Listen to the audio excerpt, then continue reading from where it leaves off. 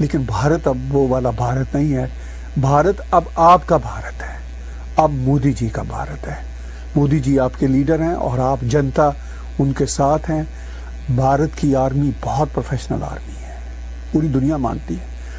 UNO के piece mission में उन्होंने बहुत ज्यादा काम किया। प्राइम मिनिस्टर नरेंद्र मोदी ने यही तो बात की थी कि हमें हमारा हक दो। हमने तो दोस्तों, आज मैं ताहिर गौहर जी की एक बहुत बढ़िया वीडियो लेकर आया हूं। इसके अंदर उन्होंने जो मोदी जी ने यूएनए के अंदर स्पीच दी थी उसके बारे में कुछ चर्चा की है, काफ़ी अच्छी अच्छी बातें की है। तो आप इस वीडियो को देखिए, उसके बाद हम इनकी बातों पर कुछ चर्चा भी करेंगे। सबसे पहले हमारी आपसे रिक्वेस्ट है कि आप हमारे चैनल को सब्सक्राइब जरूर किया कीजिए। प्राइम मिनिस्टर नरेंद्र मोदी का एक ही क्लिप दिखाऊंगा। प्राइम मिनिस्टर नरेंद्र मोदी की स्पीच 21 मिनट की इतनी पॉजिटिव थी। उन्होंने इंडिया के पॉजिटिव रोल की बात की। उन्होंने यूनाइटेड नेशन को कहा कि भारत इस वक्त ऑलमोस्ट 18% दुनिया की पॉपुलेशन का हिस्सा है, इतना बड़ा देश। और कहीं पर भी भारत ने आज तक जब मजबूत थे, उन्होंने कहा, जब माजी में तो भी हमने कभी बुरा नहीं किया, और जब मजबूर थे उन्होंने कहा, यानी जब भारत पर ये इन्वेडर्स आए, ये तुर्क इन्वेडर्स और ये सारे अफगान और फिर उसके बाद ब्रिट्स, तब भी उन्होंने कहा जब हम मजबूर थे तब भी हमने बुरा नहीं सोचा। तो उन्होंने कहा कि भारत का ये हक है कि चीन की तरह भारत को भी एक परमानेंट वहां पे पोजीशन दी जाए, वीटो कर सके भारत भी, ये हक होना चाहिए भारत का। ये बातें की। फिर उन्होंने कोरोना के ज़माने में जो आजकल हम गुजर रहे हैं, बहुत ही डिफ़िकल्ट ज़माना है, जो कंट्रीब्यूशन है, जो भारत को भी चैलेंजेस हैं, इतने 80,000 से ज़्यादा डेली की इन्फेक्शन बढ़ रही है, उसमें अनफॉर्चुनेटली बहुत चैलेंज है। इकॉनमी डाउन हो रही है, मगर इम्यूनाइजेशन भी बढ़ रही है। अब ये दुनिया के सर पे आन पड़ी है, सेकेंड वेव आन पड़ी है, कनाडा में भी बढ़ रहे हैं। ये अब हमको इसके साथ जीना है, इसको मुकाबला करना है। और भारत इसमें वैक्सीन्स बना रहा है, दवाइयाँ बना रहा है, और दुनिया भर को सप्लाई करने का प्लान है, दवाइयाँ दुनिया भर में भेजी। ये प्राइम मिनिस्टर नरेंद्र मोदी ने बातें की। उन्होंने कॉन्ट्रीब्यूशंस की बातें की जो उनकी सरकार ने अब तक, भारतीय जो जनता है, बड़े इश्यूज हैं भारत में, इतनी बड़ी पॉपुलेशन और पिछली सरकारों का इतना बड़ा मैस करप्शन, उसमें अपलिफ्ट जो कर रहे हैं, वो सब ये बातें की प्राइम मिनिस्टर ने। उन्होंने पाकिस्तान का जिक्र नहीं किया, सिर्फ एक जुमले में उन्होंने कहा कि भारत किस तरह मनी लॉन्ड्रिंग, टेररिज्म को डील करता, सिर्फ एक एक वर्ड उन्होंने कहा। एक मैच्योर और सोबर प्राइम मिनिस्टर का यही मामला होता है। सवाल मेरे पास और भी आ रहे हैं कि वो एक बड़ा इंपॉर्टेंट सवाल है कि क्या अफगानिस्तान में शरिया लॉ आ जाएगा, चूंकि अफगानिस्तान में एक मसला चल रहा है। फिर इसके साथ साथ अब शरिया लॉ की बात होती है तो पाकिस्तान में भी क्या आ जाएगा। पाकिस्तान वाले कहते हैं कि भारत जो है ना, वो हिंदू राष्ट्र ना बने, वो सेकुलर है। हम जो थे ना, हमने इस्लाम के नाम पे कंट्री लिया था, हम और इस्लाम की तरफ जाएंगे। हाउ डेयर यू कि ये जो मुसलमानों के साथ बुरा हाल हो रहा है, उसका ये होगा कि मुसलमान फिर ना रेडिकल हो जाएंगे। भाई क्या खूबसूरत जस्टिफिकेशन है प्राइम मिनिस्टर इमरान खान की। जरूरत है, हो रहे हैं, होंगे और होंगे। मोदी जी ने जो अपनी राइट मांगा यूनाइटेड नेशन से, उन्होंने कहा कि ये हमारा राइट है, हमें भी वीटो पावर मिलनी चाहिए। उस पर वो क्या कहते हैं, वीडियो क्लिप देखिए। आखिर कब तक भारत को संयुक्त राष्ट्र के डिसीजन मेकिंग स्ट्रक्चर से अलग रखा जाएगा? एक ऐसा देश जो दुनिया का सबसे बड़ा लोकतंत्र है, एक ऐसा देश जहां विश्व की 18% से ज्यादा जनसंख्या रहती है, एक ऐसा देश जहां सैकड़ों भाषाएं हैं, सैकड़ों बोलियां हैं, अनेकों पंथ हैं, अनेकों विचारधारा हैं, जिस देश ने सैकड़ों वर्षों तक वैश्विक अर्थव्यवस्था का नेतृत्व करने और सैकड़ों वर्षों की गुलामी दोनों को जिया है। ये जो शिया जीनोसाइड का ये जो मैसेज है, इसकी वजह से मैसेज भारत के आम मुसलमान को मिल रहा है, उनको पता है मेरी बड़ी ख्वाहिश थी कि मैं भारत बैठूं, कोविड की वजह से रुक गया हूं, ज़्यादा वहाँ पे रहूं और कोई ऐसी हम सूरत करें मिल के, आप सबके साथ मिल के बैठ के करें कि, और ये जो सुबोई खान, इस तरह के जो एनलाइटेंड लोग हैं, फिरोज अहमद बख्श साहब, जफर सुरेशवाला जी, इस तरह के जो लोग के साथ बैठ के कोई ऐसा बातचीत हो कि ये जो नेगेटिव करने वाले हैं, वो जो मैसेज पहुंचना चाहिए भारत के मुसलमानों के लिए इंटीग्रेशन का, एसिमिलेशन का, इस पर मैं आखिर में बातचीत करूंगा अमेरिका के कॉन्टेक्स्ट में। वो जो इंटीग्रेशन और एसिमिलेशन का है मामला, वो भारत में बढ़ना चाहिए।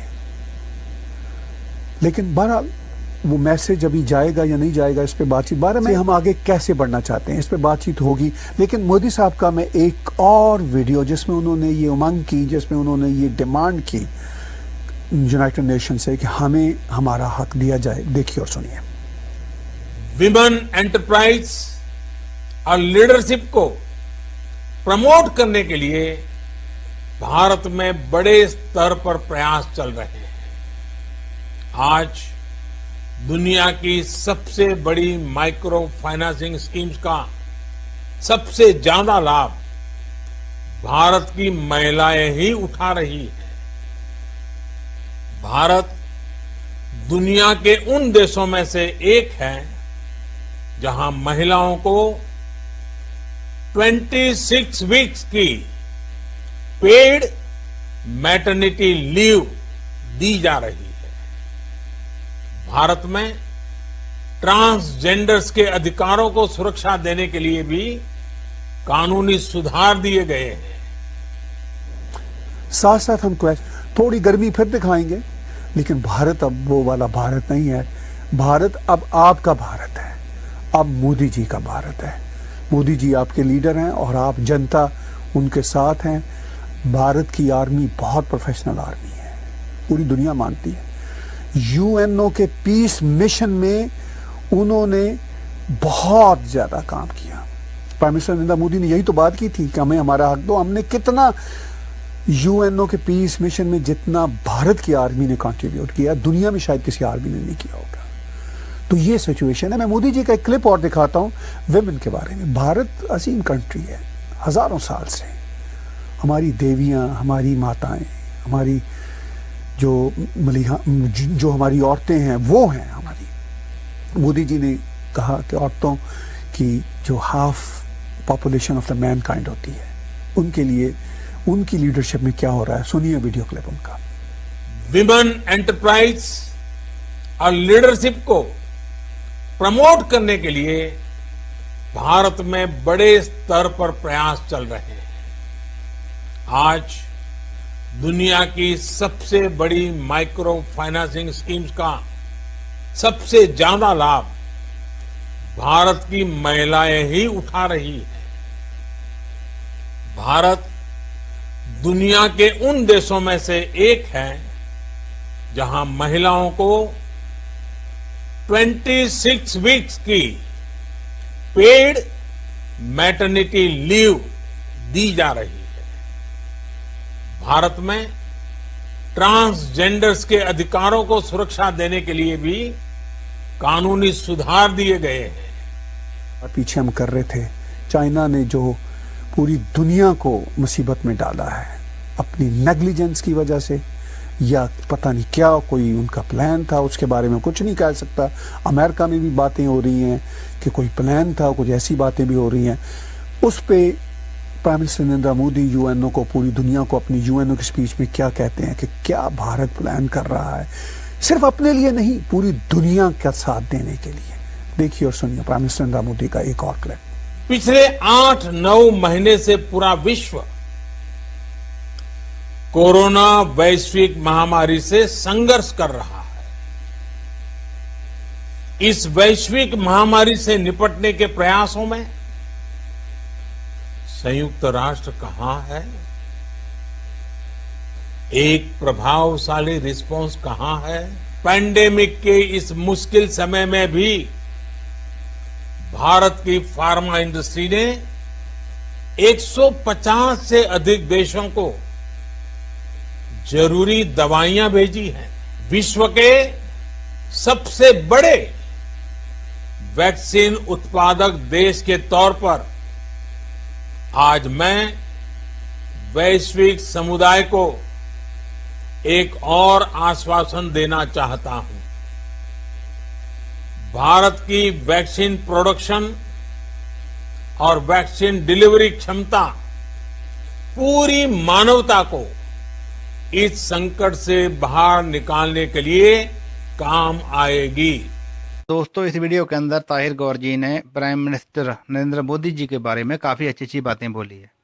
उस दिन मोदी जी ने कहा था कि इंडिया जब मजबूर था, जब इंडिया के ऊपर मुसलमान राजों ने अत्याचार किया था, तब इंडिया किसी के ऊपर बोझ नहीं बना, तो इंडिया ने अपनी लड़ाई खुद लड़ी। और जब आज इंडिया के पास बहुत शक्ति है, इंडिया की शक्तिशाली देश है, हमारे पास दुनिया की चौथी सबसे बड़ी सेना है, हमारे पास दुनिया की पांचवीं सबसे बड़ी इकॉनमी है, तो आज इंडिया किसी को धोखा नहीं देता, बल्कि दुनिया की शांति के लिए, दुनिया के भले के लिए काम करता है। तो मोदी जी की स्पीच से तकरीबन 2 दिन पहले पाकिस्तान के प्रधानमंत्री इमरान खान ने अपनी स्पीच दी, जिसमें उन्होंने इंडिया के बारे में काफ़ी जहर उगला। उन्होंने संघ के बारे में बुरा भला बोला, इंडियन आर्मी के बारे में बोला, और यहाँ तक कि जो हमारे देश के आस्था हैं राम मंदिर, राम भगवान जी, उनको भी नहीं बख्शा। ये व्यक्ति इतना गिर चुका है इंडिया की नफरत के लिए और पाकिस्तानी आर्मी की चमचागिरी करने के लिए कि उसको ये नहीं पता चलता कि इंडिया एक ऐसी कंट्री है, आज़ादी के 73 साल बाद जो इंडिया के अंदर इंडिया की आस्था के प्रतीक है राम भगवान, उनको उनका जो जन्म स्थान वापस मिला। अगर पाकिस्तान होता ना, तो पाकिस्तान 1947 के अंदर ही, देश आज़ाद होने के बाद ही, तकरीबन बाद ही मंदिर को गिराकर अपना जो मनोरथ सिद्ध कर लेता। ये इंडिया ही है जिसमें 73 साल लग गए और जो कानूनी प्रोसीजर था वो चलता रहा। तो आज 73 साल बाद आज़ादी के जो हमारे राम भगवान है, उनको उनकी जो जन्मभूमि है वो वापस मिली है। एक बाबर वर्गे अत्याचारी राजे ने जहाँ पर अपनी दहशतगर्दी दिखाते हुए, अपने अत्याचार करते हुए वहाँ से मंदिर गिराकर एक मस्जिद बनाती थी। बाबर कौन से भगवान थे? बाबर तो एक दहशतगर्द राजा था, अत्याचारी राजा था। और ये बाबरी मस्जिद राम भगवान के मंदिर पर एक कलंक थी, राम भगवान के जन्म स्थान पर एक कलंक थी। तो उस कलंक को तो आ गया है।